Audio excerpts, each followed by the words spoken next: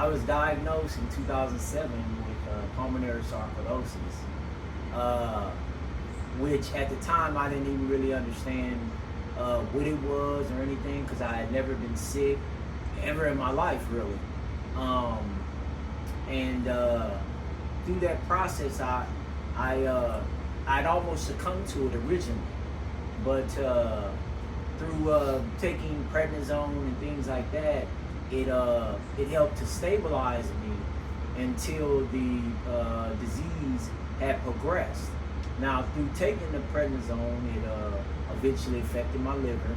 So the doctors at Emory University Hospital, where I live in Georgia, they said that I would possibly need lungs and liver, because over the years of taking the prednisone, it affected my liver and damaged my liver.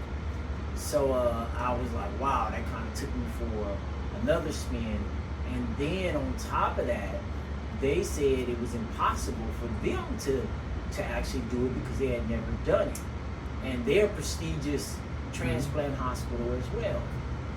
So I didn't know what to do, at that point. My wife and I, we were, frantic.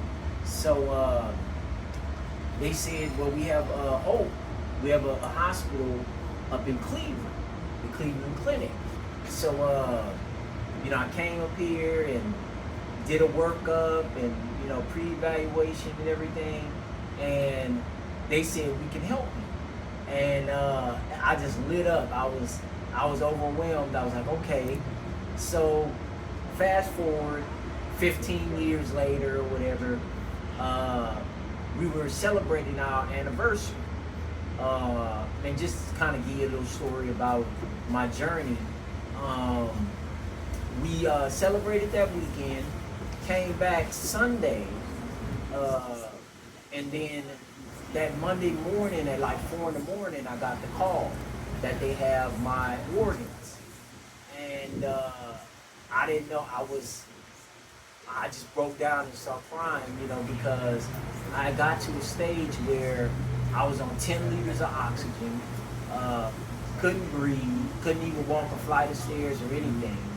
And then, so they told me to be prepared to send in a jet to come hit me.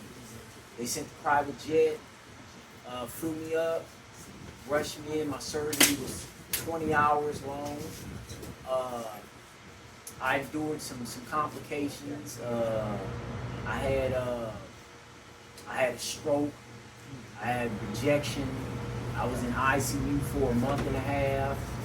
I really went through some things, Had neuropathy, where I lost my whole left side, which is back now.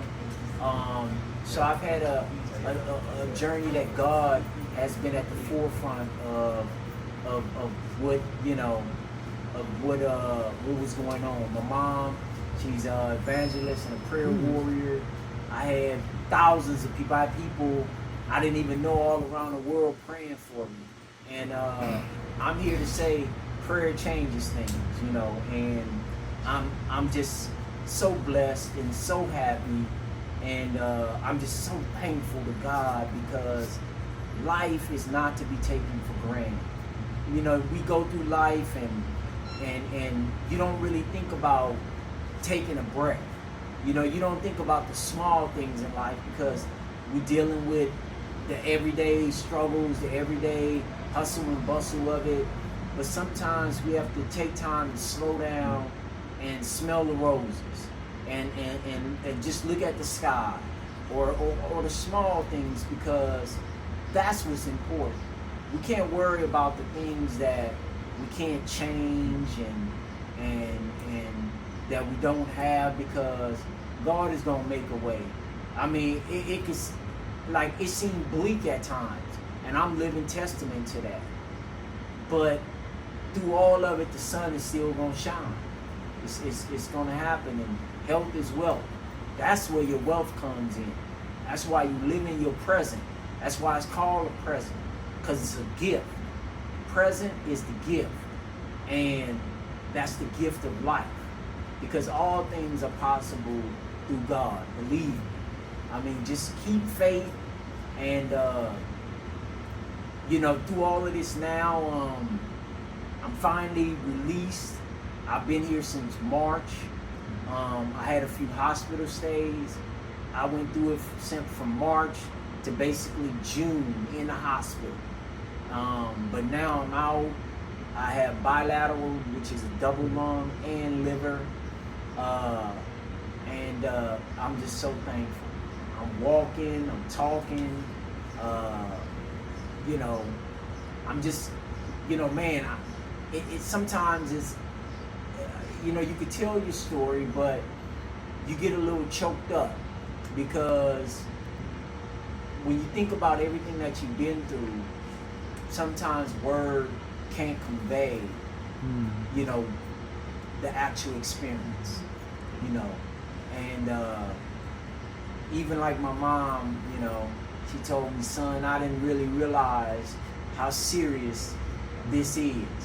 So it's like a person can tell you, hey, I understand, or they may think they know, but to actually be there to experience it with that individual, that's something that you can't even imagine, But thank you, and I hope that this is an inspiration to the other Cleveland Clinic organ recipients, people that's waiting, people that's going through it now. I'm a testament that the Cleveland Clinic, man, I mean, they did wonders. I had Dr. McCurry. I heard he's like the #3 surgeon in the whole world, So I'm so thankful for the Cleveland Clinic. I mean, and then here at the Transplant House, I mean, they supported us the whole way. I'm so thankful to the staff here. Like I said, words can't even express the joy and love that I have in my heart right now. And, maybe you can hear it in my voice, but because I wasn't even able to talk for almost 2 months. I had a trach. It was, so to even be able to speak and to express how I feel about everybody because it took a team. I mean, it took the team of my family, my son Jesse, who has been my caregiver, who I love. I know that I've been a butthole at times because when you're going through this, it's not, trust me, it's not easy, and the caregivers, the people that take care of the patients, their family members or whatever, they have to endure a lot. They go through a lot, and I'm so thankful to my son.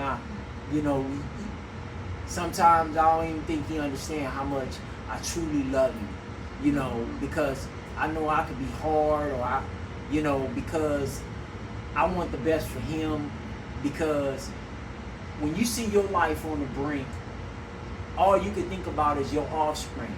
My grandson, his son, who I love with all my heart, because that's my grandbaby. He's gonna pass my legacy on. So when you land there and you actually, as a human being, thinking about what you going through, other people don't understand how you think about your legacy, because that's what's important to you. And with wisdom and age, that's where you understand the importance of that. When you young, you doing everything, you're not even thinking about life. But when you get older, you think about it. So the people that are out there that are going through this, they understand that their family is important, and the love that your family gives you is your strength. That's your rock. That's your foundation. And like I said, it takes a team. My family, my son, my wife, the hospital staff, the transplant house here in Cleveland. It took a whole team to get me where I am today, where you see me, I mean, that is my testimony. This is my testimony. And I'm about to ring the bell. Yeah. You know what I mean? Yeah.